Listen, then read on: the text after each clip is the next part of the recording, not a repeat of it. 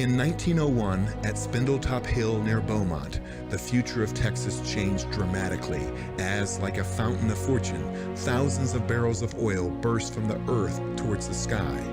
Soon, Detroit would be cranking out Model Ts by the millions, and America was on the move, thanks to the black gold being produced in Texas. Now, more than a century later, the vehicles are different, but nothing else has truly changed. Sure, there may be many other alternative energy sources like wind and solar and electric. But let's be honest, America depends on oil and entrepreneurs, and if the USA is truly going to be independent, it has to know the crude truth. Nape is a proud sponsor of the Crude Truth. Be sure to register for the Nape Expo 2024, February 7th through the 9th at the George R. Brown Convention Center in Houston, Texas. Hurry and register today. Nape, where deals happen. This episode is brought to you by LFS Chemistry, committed to being good stewards of the environment and providing the tools so you can be too. Nape Expo, where deals happen. Air Compressor Solutions. When everything is on the line, Air Compressor Solutions is the dependable choice to keep commercial business powered up. Sandstone Group. Exec Crew. Elevate your network, elevate your knowledge. Oil and Gas Workers Association. Pecos Country Operating. Fueling our future. All right, here we are at Nape Expo 2024 in Houston, Texas. I'm Ray Trevino from the Crude Truth. And along with me today is the one, the only, David Blackmon. David, how are you? I'm good, man. How are you doing? And our guest today is Sharon Muniz, right? Yes, she's sitting right here. Sharon, how are you? I'm doing great. Thank you. Very excited to be at Nape and to meet with you all. NCN Technologies. Yes. You are AI. We work with AI. Yes. We do enterprise application development for clients. We work with a lot of state and federal, local government and entrepreneurs as well. So you are an expert on the regulatory space, right? Well, we have helped with licensing and permitting applications, not necessarily the you would be the expert in the regulatory space. I know now, but we would help build the application that would enable folks to meet the requirements and through the reporting. So that would be our capacity. Well, what do y'all think of Nape so far? Oh, Nape has been great. I've been meeting so many wonderful people, learning a lot about the industry. I can't believe some of the challenges that are being faced right now with all the regulatory issues. I mean, you bring up a great point. The person who was speaking about it yesterday, it just seems like it's holding up business quite a bit. It's holding up the ability for companies to do anything and move forward, which is a real shame. Yeah. Where's your, what states are you in? Are you in Texas? Actually, we are not doing any work with the state of Texas at the moment, or clients in Texas, even though we are trying to work with a few. Yeah. We have worked though with 9 different states as far as state agencies are concerned. We built a CAL FIRE application. We built a school bus inspection app for a client, a Department of Natural Resources application for another state. Wow. To help with licensing and permitting. So, yep, a lot of inventory type things. And Sharon, NCN Technologies and AI. Yes.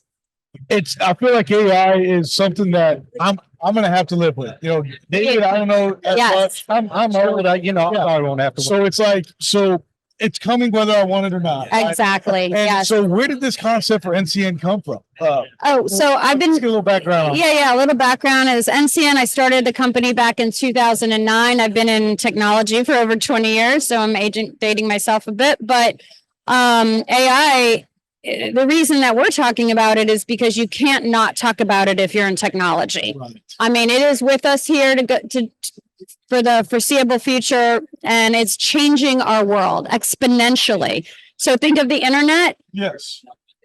Now this is, and how it rocked our world. Now look at this is AI is now going to rock the world as well. That's a bold comparison, because I mean, seriously, the internet Yeah. changed everything. I always think about that funny joke on The Simpsons where Homer Simpson comes in and goes, to one of the kids, "What are you doing?" "Oh, I'm on the internet." And he's like, "Is that thing still around?" Yeah. I mean, and so where I see AI being most beneficial, AI is most beneficial with agencies or with organizations that have huge amounts of data. In this industry, there's a lot of data. So if you have a lot of data and then the data has to be clean, junk in, junk out, it has to be clean, it has to be valuable. That's where you're going to get better performance out of your AI. Okay. Yes. So you just touched on a subject that people have a great misconception about Okay. the oil and gas industry, because all you ever see on television is a bunch of really dirty guys out there on a rig turning the pipe, That's right. getting oil all over themselves. None of it looks like it's a high-tech thing. The amount of technology in the oil and gas business is overwhelming. Yes. It's just incredible. Yes. Yeah. There's, from what I've been seeing today at Nape, there's applications for every different type of need out there, which is fantastic. What I have noticed, though, is that the data is very dispersed across different areas. And so, but that's very typical in the healthcare industry. We see it in state agencies. I mean, it's across different industries. It's not just the energy industry. So figuring that out is something a lot of us need to try and do. So we can make better decisions from the data if we have it aggregated. Well, I have a background in accounting. I started out in the oil and gas business in the early 1980s as a revenue accountant, a tax accountant. Mm-hmm. And, we were filling out all the forms by hand, man. We didn't even have fax machines. That's how old I am. Right. How could AI, just as an example, a big company that operates 10,000 wells, Right. there's a lot of those out there, has to pay a severance tax on every drop of oil they pull out of the ground, every cubic foot of gas. You have to pay a severance tax, and you have all the data Right. associated with that.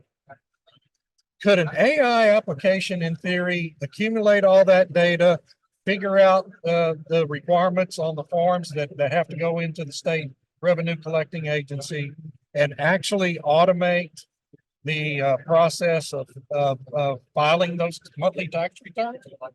So you wouldn't even need AI to do something like that. You could actually create an enterprise application that would do a lot of that. Yeah. Now, what the AI component could do is help you with predicting how much you're going to have to pay based on the data. That would be a very nice So you app. prepay your taxes. No, I wouldn't do that. No. But anything where predictive analysis, it would be a very nice area where it could be applied to that scenario. Yeah. And really a more apt example of that is an AI application, and I actually do know a little bit about this stuff. Right.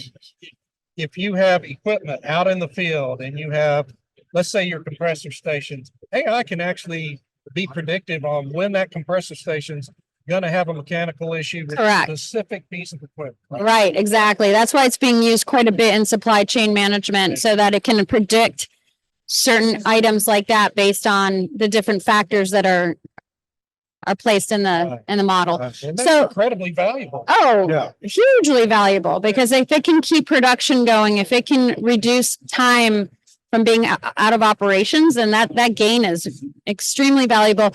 Where I think there might be a little bit of a misconception is that every company has a different need, right? So where these are really good examples of where it could fit in, what's the goal of the company, and creating a proof of concept around where we should implement AI is a really good place to start, because just implementing AI for the sake of implementing AI could be an expenditure that's unnecessarily executed, right? So I'm very big proponent of making sure that technology fits into the business needs. If it doesn't, then who cares, right? You're just wasting money. Yeah. Right. So Well, I will say this. I think that is one thing about AI. And again, I'm not against it. I'm not for it. I just don't, I haven't dove it. David definitely knows more about it than I do. right. And, but the fact that you can mold it into something that is good for your company, Right. that's pretty unique.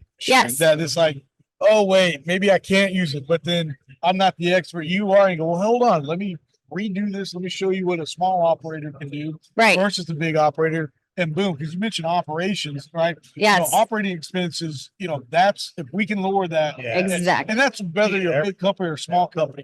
But if we can lower our operating expense, our bottom dollar is a lot better, especially as a family independent company for us and for the Exxons and Chesapeakes in the world, better for their shareholders. Absolutely. So there's multiple ways. So as a smaller company, there's a lot of applications out there that are already integrating AI. So not necessarily bringing AI into your company and doing it from the ground up on your own. As a smaller organization, you would want to look into like, how is SAP integrating AI? How is your CRM system integrating AI? Is Salesforce integrating AI? Depending on what tools you're using already in the organization, leverage those tools already so that you're not spending more. You're just utilizing the tools that you already have. And they're the ones who are investing in it. And they're going to help you become more efficient. Wow. So that is where so just because you don't have to take AI and bring it into your organization through an independent source, you can bring it in through the tools you're already using. And I think that is the best way to leverage AI from an organizational standpoint, personally. Now, is that what you guys would do on y'all's end? Like, how would it work? Yes. You come in, hey, I need some AI. Yes. Or however, I don't know the proper. Right. So on a consulting basis, what we would do is we would say, what are your business goals for the year? And where are the biggest problems? Where are the biggest challenges? What tools are you using? And we do go through a bit of an evaluation. And also, you want to talk to the people, right? The people are the most important part of this. Like, what are their challenges? And how can we then implement or augment by using AI to make their jobs better? Right. And you might discover that through having an interview with one of your team members, and they'll be like, I'm really struggling with this. If I could do this X time faster, then you're going to save so much money paying that employee when they can do it in 4 hours instead of 40, right? Right. Wouldn't that be beneficial?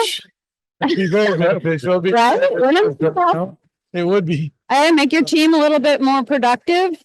Who doesn't want to do that? Who doesn't want to do that, right? I think I had a job that was supposed to take a day and a half, take 3 this week. Yeah. While I've been here. It's amazing what happens when you're gone.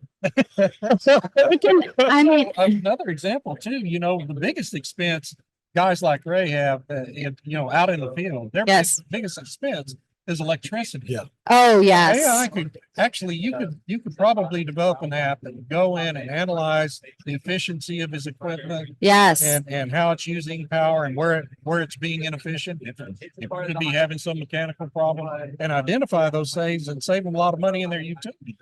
Absolutely. Yeah. And wow, that's a whole nother conversation because Sure. AI, that's why he's the expert. Yes, well, AI actually uses a lot of energy on top of it. So we were just speaking about that yesterday at the conference and how it's going to have a significant impact on how we use energy over the next 10, 20 years because it just uses so much juice. And I come from the Virginia area, Northern Virginia, and there's just a huge amount of data centers in our area. And I thought, why don't we use a combination strategically of solar, wind in our area to juice up some of those? Not 100%, but let's do a mix. Combine it with batteries. Combine, yeah. Absolutely, yeah. Reliable capacity that way. I mean, one of the CEOs, I can't remember his name now, the big AI company said we're actually going to have to double generation capacity just to accommodate AI. Why aren't we putting solar panels on top of all those buildings? Right. Like how just the space is there This building. on top of this building, on top of buildings, period. I don't know. That's just maybe pie in the sky. I don't know, but I don't know. It's a common sense. You don't want common sense. No. We can't have that. I mean, I like when people say that, oil and gas doesn't like solar panel. I'm like, I have it on some of my stuff. No, it's got to be a combination of it. Yeah, absolutely. Yes, I think that's I don't know. I think they do like solar. I think they know that we have to go in that direction. I mean, I shouldn't tell you they know because you're an oil guy, but I mean, it's just the reality of it, right? Right now, my thoughts are on that is, oil's not going to go away, but I think natural gas, I mean, we still drill for oil but some of these guys that are basically banking on natural gas right now, I don't think there's any problem with that because at some point, natural gas will become that true transition fuel to the next big thing. you know? Okay. And so, yeah, that's where I think that'll go. And AI could be a huge helper in all of that. Right. Because it can help predict where to find it. All of that. It can help reduce costs around transporting. It can help reduce all kinds of cost based on the data. Yeah. One of my ideas was to use AI on well logs. Yeah. Do You should talk about that. It's got we need It's to cut that one? Do we cut that out? Is that $1 billion? It is. It's a $1 idea. Dude, and then we can sell it all day I'm long. live streaming this on LinkedIn. So Yeah. This is on- Sure. This is on the local news right now. Yeah.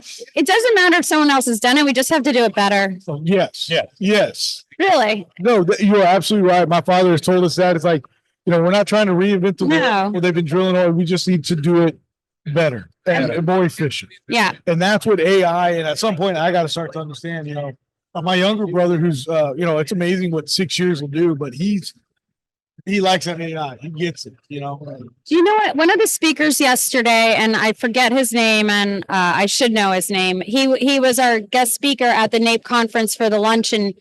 He was phenomenal. And what he was saying was that the energy consumption of the world is basically mostly consumed by 1.3 billion of the 8 billion people, right? So what does that mean for social injustice in a way? Because all that means that all these other billions of people really need energy. So we need to do we have to be able to provide energy across all these different outputs because we want to bring the rest of the world up to speed with us. And it's just not fair. I'm sorry, but now I'm getting into political views, but that's why it's like, yes, we need oil. Yes, we need natural gas. Yes, we need solar. Yes, we need wind. We need it all. we need it all. Yeah, we need to. Let me ask this. More of it. Yes. Sharon, I want to ask. So we can bring them up to Right. our economic level. Well, let me ask this, and I'm going to ask him this question. And Sure. I want you to answer it second. Yes. AI being regulated by the government. Do you think that'll be coming down the road? And if so, how? It is coming down the road. Yes. I want to hear about your input. I mean, to think that these politicians in Washington Yes. who don't literally know less about it than I do. Right. Most of them are older than I am. Yes. Which is really scary. Yes. They're going to be the ones writing the laws that authorize the regulatory structure around AI. And that's mind blowing to me. They are literally the worst class of people in our society to be in charge of that. And yet they are in charge of it all. Well, they're regulating this industry, the oil and gas And I know industry, from experience. and it's I mean, creating a lot of issues where I'm afraid. Okay, so I do believe in governance and policy to an extent sure. because it's important for security purposes. But if we put too much regulation on the AI and technology side of the house, we're going to be way behind China, way behind Russia, way behind all the people who are behind India, behind all the other global entities that are not putting restrictions. And guess what? That's going to hurt us all day long. Unfortunately, and we're already if you're playing in this space and you're not talking to people globally because so many things are being done on a global basis that are phenomenal, then, you're behind. Not everything's invented here. Yeah. And so anyway, if we put regulations on U.S. technology companies, we just have to be super careful with that. Exactly. And that's always been I spent 20 years of my career working with these regulatory agencies and that whole process. And our goal was always not to be not regulated, right? Right. Government has a role to play. Absolutely. In setting standards. Yeah. And those kinds of things that make sense. The key is to be regulated smartly, efficiently, and in a way that allows for the innovation to happen. Yes. Right? Within Yes. these parameters and standards. And unfortunately, where particularly the federal government ends up going is to get way too involved in the weeds and picking winners and losers. And it just that always creates such a mess. But that's just our system that's in place, and you have to work with it. Yeah. Well, hopefully they won't stagnate AI too much, because we do have to have boundaries though. But I also feel like that's at a corporate level responsibility as well, right? Because if you're not protecting your data, your people, then that's on you as a business. So that's where policy and governance within your organization is super important, because what you don't want is some of your IP to go out into some of these portals and then it's out there for the world to own. Right? I mean, then it's gone. So you got to be careful. All right. And yeah, so Well, it's you're in a brave new world. Yes, you all are. Yes. we all are. You all are. Tip of the spear. Yes. Yeah, you are. Y'all won't believe this, but Sharon said she was nervous about doing this because she hasn't done a lot of these. And I actually have seldom seen a more effective spokesperson. Oh, you're so And you are. kind. I mean, Thank really. you. You need to be speaking more often Yeah, about AI. I think you need to be one of those AI pros. Oh, you're so kind. I've actually really enjoyed this. You are so kind. I really have had a lot of fun. Well, I tell you this, Uh, as we kind of get closer here to the end, where do you see AI going? And more importantly, where do you see NCN technology going here over the next 5 years? I see NCN Technology really assisting companies with bringing AI to their organizations, because especially the smaller ones, they don't know where to start and they're going to be left behind. And I'm afraid that our smaller companies in the US are going to be left behind, because if their regulations do start to come down the pike, or they just don't know where to start. And I don't blame them. There's so much fatigue out there already around AI, because they don't, and then they just push it away. Right, you don't understand it, and you don't want to have to deal with Yeah. it. Yeah, it's So gently bringing it into the fold, making sure that companies are really kind of thinking about it and slowly bringing it in the right way instead of throwing money away, but just really trying to slowly bring it through Yeah, the right way. I love it. brings to mind, one of my big complaints in the oil and gas business over the last 45 years really is that you always, anytime you suggest doing something differently or changing, Right. you get the pushback from the veterans. Oh, yeah. Oh, yeah. No, we're not going to do that. Yep. This is the way we've always done it. Yes, absolutely. It's the only reason you get for not changing, Yes. doing something better, is because that's the way we've always done it. That's got to be a real roadblock. It's really hard, and it's terrifying for them. And it's terrifying for a lot of companies because it's new, right? Right. It is. It's scary. I mean, AI has been around since the 1950s, but generative AI is just now, as of a year plus ago, is hitting the market. And let me tell you, there's some massive, awesome things that you can do with it. You can create PowerPoints real quick. You can find data. You can do research. Like, there's so much you can do, which will save you a ton of time. You say that I'm working on my master's degree right now. I'll get you some ideas Well, to help you. yes, I just turned 40. And so I graduated a long time ago with my undergrad. Yeah. Where online classes weren't as big as they are now. Yes. And students, now, we weren't allowed to have our computers on in class when I was in, Right. And people taking notes with computers was kind of unheard of during college, but you saw a few people do it. Yep. Now they're using AI to write the PowerPoints, to do this. And Oh, yeah. so yes, no, there's so much going on with AI. It's going to change the world. Yeah. We just have to bring it into our own worlds little by little, at the capacity that you're ready to, right? But don't be left behind. Well, Sharon, for everybody out there, how can they reach out to you guys at NCN Technology? Sure. You can email us at consulting@ncntechnology.com, or just visit us at ncntechnology.com and check us out and give us a ring, and we'd be happy to help. Thank you so Thank much you. very much. Nice to Very meet much. you. Very much, everybody. Thank you. Thank you. David, thank you for. David, thank you. Yes, thank you, David. Talk to you more about regulation. Absolutely. I think that's a whole episode of. That's a whole It is, yeah. episode. Yeah. It's really interesting, and we need to talk Let's actually just do that. permitting, licensing. We got to help companies respond to that as fast as they can, as soon as it comes out. Be ahead of the game. Right, exactly. Right. Exactly. That'd be You big. know what's coming, right? I mean, you can see them coming from a mile away. Oh, It yeah. takes Congress forever. It takes the agency. Oh, they can't even pass a budget. Some of my federal clients are like, sorry, Sharon, we can't buy right now. We don't We don't know what we can spend. Oh, Like man. what? You know what I need? Isn't that You know terrible? what I They need can't even personally, spend. though? What's that? Is all I do is Substack, right? All I do is podcast and Substack. And so while I'm in here doing all this podcasting, I'm not putting content out on my Substack. So I need an application that Oh, can write in my voice and put out content while I'm just sitting here doing something else. the human element's always important though. So, I know. but I can absolutely help you with that too. And you would be amazed at what some of the product information that's generated.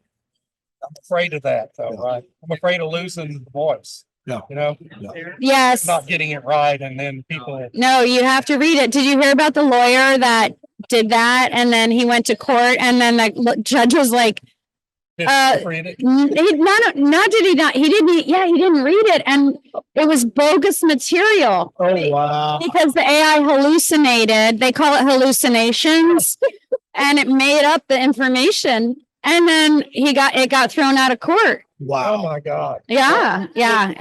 So And that would be the risk too, right? Yep. If AI makes something up that isn't true, you end up getting sued over something you didn't even write. Exactly. yeah, no, the human element is supremely important. Yeah. Well, again, Sharon, thank Thank you you. so much. And we look forward to having you again on. Thank So, you. Thank you so much. All right. And on the energy question, we'll talk Yes. about regulation. Yes. All right. Sounds good. Thank you. All Thank you. right. Thank you. Take care. Again, thank you to our sponsors, LFS Chemistry, Nape Expo, Air Compressor Solutions, Exec Crew, Oil and Gas Workers Association, Pecos Country Operating. The easiest way to start your own podcast and TV show? Real News Communications Network. Stand out from your competition. Produce streams of high-quality social media content. Become a thought leader in your industry. With RNCN, you get to be the host. We handle everything else. Tour one of our 3 locations in Dallas, Fort Worth, and the Colony. Call 972-402-6333 or visit launchashow.com to find out more.